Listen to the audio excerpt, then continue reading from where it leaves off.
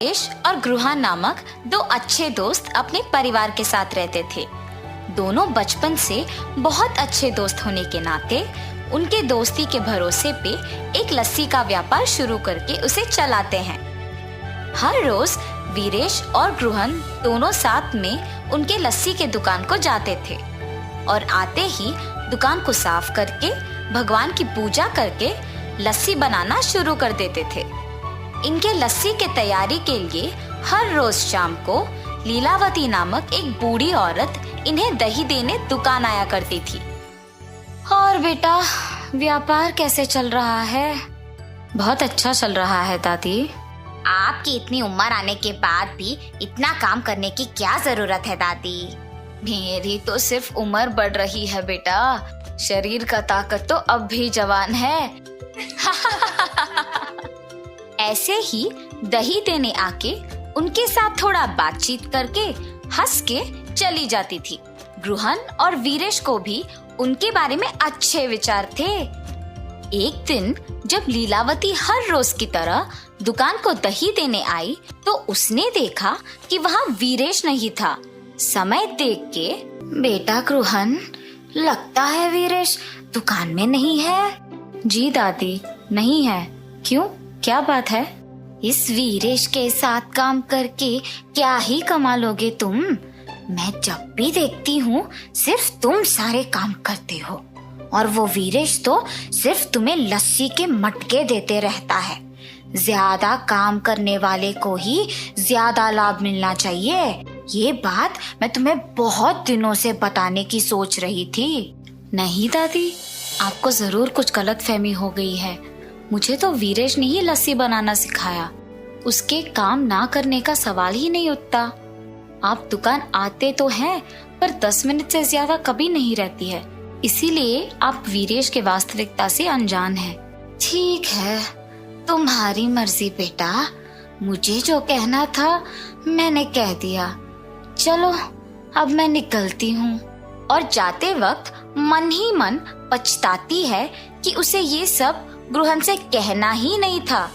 अगले दिन जब दही देने वापस उनके दुकान जाती है तो गृहन के ना होने का मौका देख वीरेश को भी वही बताती है जो पिछले दिन गृहन को बताया था।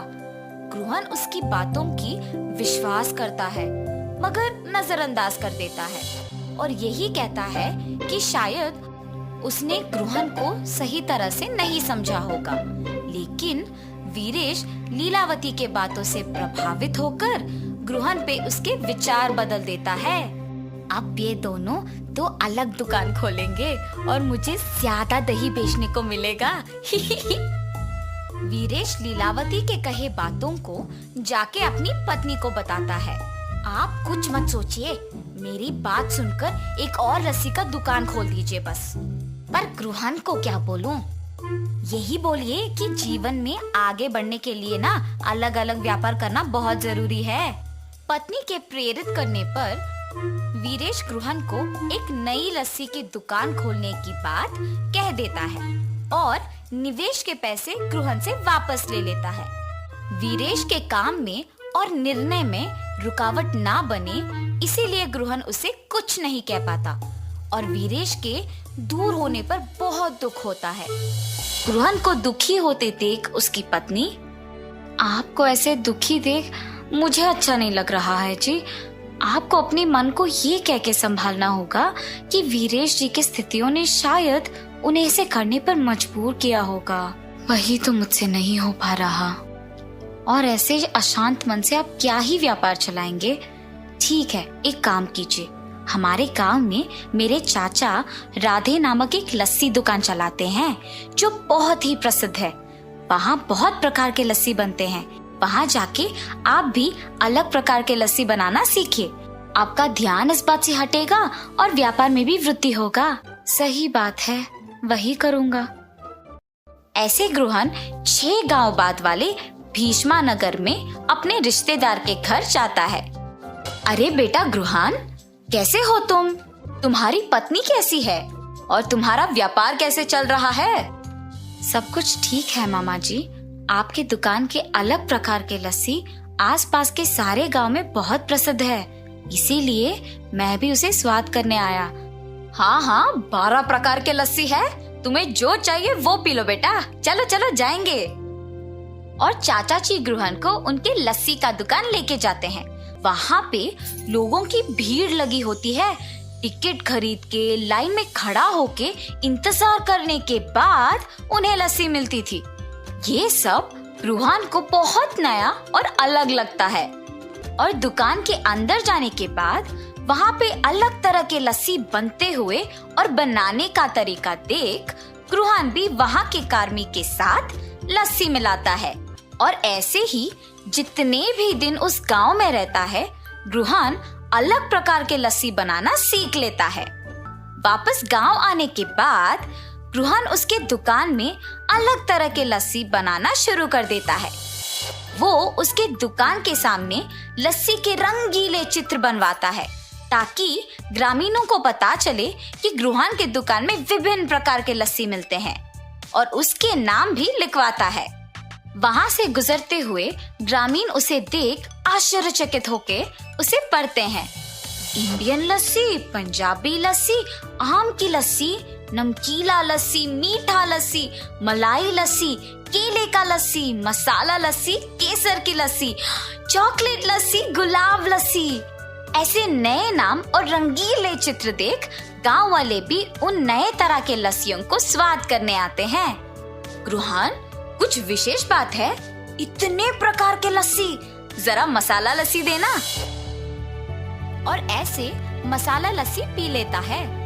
अरे वाह, बहुत ही स्वादिष्ट है ग्रुहन, जरा एक और देना। ऐसे बहुत लोग ग्रुहन के दुकान पे उपलब्ध उन लस्सियों के प्रशंसक बन जाते हैं और ग्रुहन को अच्छा आमदनी भी मिलता है। गांव में लस्सी वाला तो सिर्फ ग्रुहन को ही मानते थे, मगर दूसरी तरफ वीरेश के द्वारा निर्मित लस्सी का दुकान ग्रुहन के अलग तरह के लस्सियों की तुलना में फीकी पड़ गई थी और उसे कोई आमदनी नहीं मिल रहा था। और ऐसे वीरेश को अपने गलती का एहसास होता है और वो वापस ग्रुहन को जाके पूछता है, क्या हम वापस साथ में व्यापार कर सकते हैं? और ग्रुहन बिना कुछ सोचे पूछे खुशी खुशी हाँ कर देता है। उसी समय लीलावती वहाँ दही देने आती है। ये क्या है ग्रुहन, तुम्हारे दुकान में वीरेश है? जिस व्यापार के लिए तुम्हें छोड़ दिया था, इसे तो वहाँ होना चाहिए ना? ये दुकान सिर्फ मेरा नहीं बल्कि वीरेश का भी है। तुम्हारे बातों से प्रभावित होके मैंने अपने बचपन के दोस्त को दुख पहुंचाया। अगर अगली बार मुझे पता लगा कि तुम ऐसे काम कर रही हो तो तुम्हारी उम्र की भी इज्जत नहीं करूंगा। वीरेश के बातें सुन के लीलावती डर के मारे वहां से चली जाती है और ग्रुहन वीरेश की बातों पे हंसता है। ऐसे वो बिछड़े हुए दोस्त वापस मिल जाते हैं और खुशी से अपना व्यापार चलाते हैं।